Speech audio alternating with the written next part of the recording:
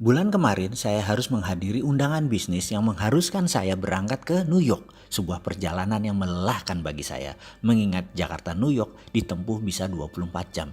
Dan saya malas membayangkan duduk dalam pesawat selama 24 jam tersebut. Gara-gara perjalanan tersebut saya jadi keinget pertemuan terakhir dengan senior saya di kampus dulu yang bekerja di New York University sebelum pindah ke Yale University di tahun 2003, yaitu Profesor John Barr, di mana saya waktu itu diundang sebagai salah satu responden salah satu riset yang dia lakukan. Sebagai seorang guru besar psikologi, di sana John dikenal dengan sebuah eksperimen yang bernama Barr-Holloway Theory. Karyanya demikian terkenal dan saya sangat bangga menjadi juniornya yang dipercaya untuk ikut di salah satu riset tersebut. Karyanya itu juga ditulis oleh Malcolm Gladwell dalam buku Blink sehingga menjadi terkenal ke seluruh dunia. Risetnya ini sederhana, yaitu menguji kekuatan kata-kata yang berefek pada tubuh manusia. Dalam riset Barr, dia bereksperimen terhadap 40 mahasiswa yang telah bersedia melakukan hal yang diperintahkannya untuk mengulang dan berkata-kata pada diri sendiri selama 30 hari. Atau kalau disederhanakan, disuruh melakukan self talk, bicara dengan diri sendiri selama 30 hari. Ke-40 mahasiswa dibagi dua kelompok, kelompok A dan kelompok B.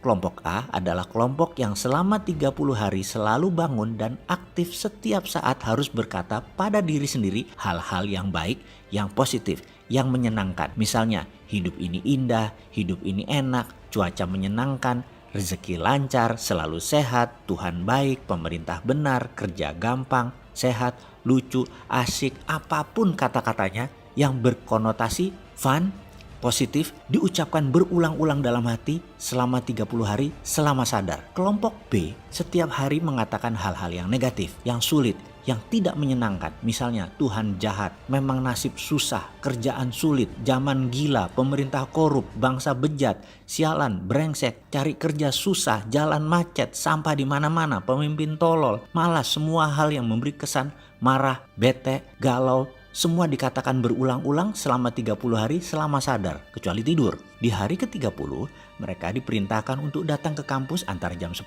sampai jam 13. Sepanjang hallway atau koridor disiapkan kamera yang banyak karena ada 100 respondents dari beragam latar belakang hadir untuk menilai. Kita melihat via monitor, via kaca cermin yang semua tidak diketahui oleh peserta. Saya termasuk di antara 100 koresponden tersebut. Kami tidak tahu mana yang dari kelompok A, mana yang dari kelompok B. Kami hanya dikasih kertas, ada gambar foto peserta, beserta nama. Di sana ada dua kolom, A dan B. Kita hanya disuruh melihat gerakan mereka dan menulis apa perasaan kita pada saat itu. Kira-kira mereka dari kelompok A dicontreng A. Kalau dari kelompok B ya B. Sangat sederhana kan? Selama 3 jam kami berseratus menilai setiap mahasiswa yang jalan melalui koridor panjang tersebut. Setelah selesai, kertas direview, dikumpulkan dan kami lunch. Selesai lunch, 100 jawaban kami disorotkan ke layar LCD proyektor. Apa yang terjadi? Kami berseratus tepat menebak 40 peserta tersebut mana yang A dan B dengan ketepatan 95%. Kami semua kaget. Namun kalau dipikir-pikir, ekspresi atau aura atau citra diri mereka demikian jelas terbaca, ceto. Kekumuhan pancaran wajah peserta demikian jelas tergambar. Padahal ia pada saat itu menggunakan 3-piece suit yang rapih, jas 3 lapis, sangat perlente. Kesuraman terpancar walaupun dia pakaian rapih. Dan dia dari kelompok B. Di sisi lain, pancaran gloomy atau berkilau wajahnya berbinar dari salah seorang peserta walau dia hanya mengenakan jeans dan kaos oblong.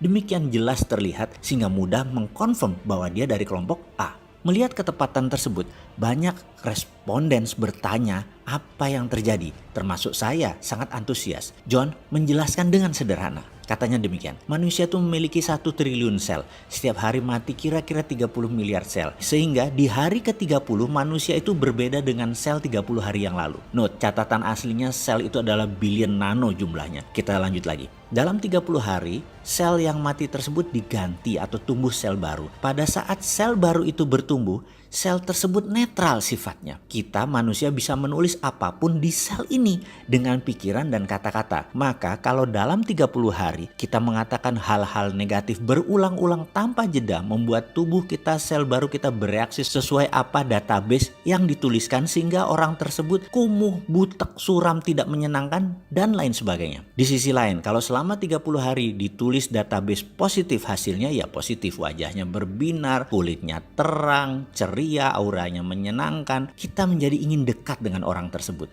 Demikian John menceritakan versi simpelnya. Lalu dalam hati saya berkata, inilah pelajaran yang saya dapat di Australia dulu, yang saya rangkum dalam video Sadar Kaya Advance. Dan inilah inti ajaran agama yang mengajarkan ini dalam agama saya, agama Islam. Berzikir, mengingat Tuhan, bahkan di bulan Ramadan. Kalau benar-benar 30 hari melakukan subconscious reprogramming seperti ini, semua orang bisa menjadi fitri, menjadi manusia baru setelahnya. Dan setiap agama punya pelajaran tentang hal ini. Bahkan di Islam lebih jelas lagi. Namun saya selaku pribadi nggak ngerti sainsnya sampai John Barth mengurai dari sisi ilmu pengetahuan seperti ini. Ya, dasar manusia seperti saya yang memang keminter, sok pinter. Apa-apa harus logika masuk dulu baru percaya. Padahal mbok percaya aja sama ajaran para nabi dan kekasih Allah. Selesai semua masalah negatif di dunia ini.